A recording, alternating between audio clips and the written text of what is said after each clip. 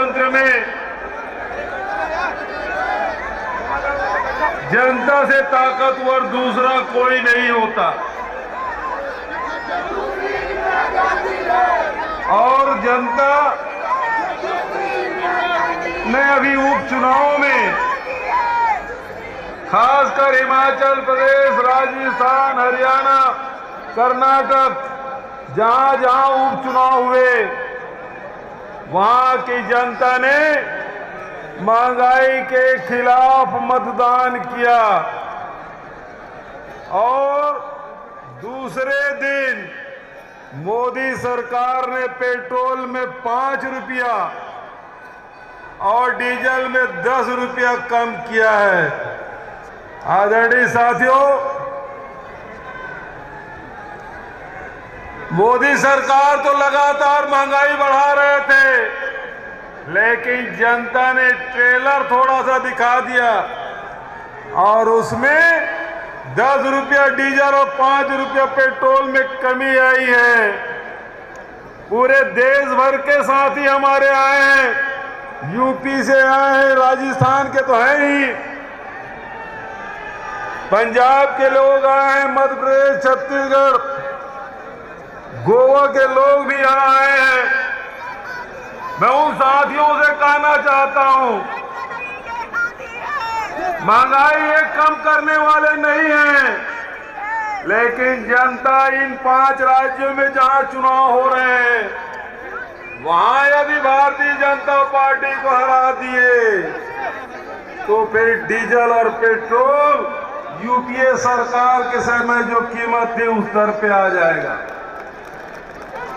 महंगाई कम करना है तो भारतीय जनता पार्टी को हराना होगा। बेरोजगारी दूर करना है तो भारतीय जनता पार्टी को हराना होगा। गरीबी दूर करना है तो भारतीय जनता पार्टी को हराना होगा। आदरणीय साथियों, बहुत सारे नेता बात रख चुके हैं, मैं बहुत ज्यादा वक्त नहीं लूंगा। आदरणीय प्रियंका जी आ गई हैं, उन्हें भी आप सुनना है, खड़गे साहब को भी बोलना है।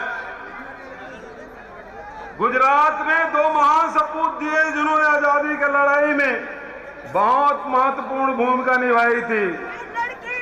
महात्मा गांधी जिसे राष्ट्रपिता के नाम से जानते हैं, सरदार वल्लभ भाई पटेल जिसे लौह पुरुष के नाम से जानते हैं, जिन्होंने देश की आजादी दिलाई और सारी रियासतों को मिलाने में सरदार पटेल का बड़ा योगदान, नेहरू जी के मंत्रिमंडल में रह के उन्होंने कार्य कर दिखाया।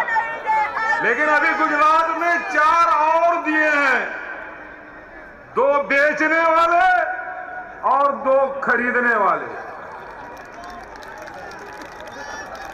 इससे बच के रहना है, देश को बचाना है तो 4 से सावधान रहना होगा।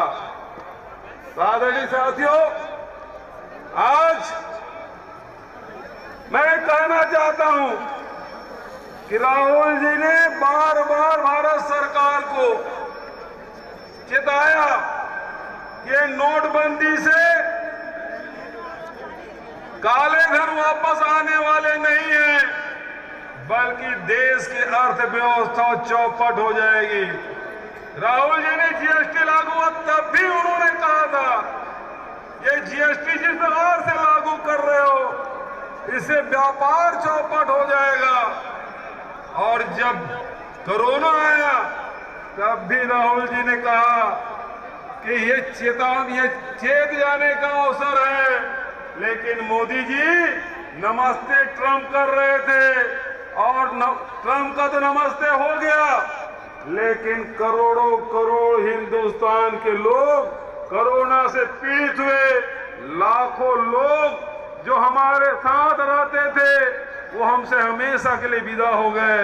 ये नमस्ते ट्रंप इतना महंगा पड़ा। और 3 काले कानून के खिलाफ भी राहुल जी ने कहा ये लिख के ले लो, ये 3 काले कानून वापस लेने होंगे। और आज आप देख लीजिए, जो मोदी जी कभी ठलुआ कहते थे, कभी आतंकवादी कहते थे, कभी आंदोलनजीवी कहते थे, 14 महीना बाद राहुल जी ने जो कहा कि कानून वापस लेने होंगे और भारतीय जनता पार्टी की केंद्र सरकार को जो थूका हुआ उसे चाटना पड़ा और 3 काले कानून वापस लेने पड़े। ये ताकत है यहाँ के किसानों की, ये ताकत है राहुल जी की, ये ताकत है आप सबकी। तो आप में वो शक्ति है, उस शक्ति को पहचानने की जरूरत है। और केंद्र में बैठे हुए भ्रष्ट सरकार को उखाड़ फेंकने का अवसर है। मैं बहुत ज्यादा और न करते हुए आप सबको प्रणाम करते हुए और ये आह्वान करते हुए कि राहुल जी के, सोनिया जी के, प्रियंका जी के नेतृत्व में हम सब इस तिरंगे झंडे के नीचे एकजुट हों और इस भ्रष्ट सरकार को उखाड़ फेंके, यही आह्वान करते हुए आपसे विदा लेता हूं। धन्यवाद।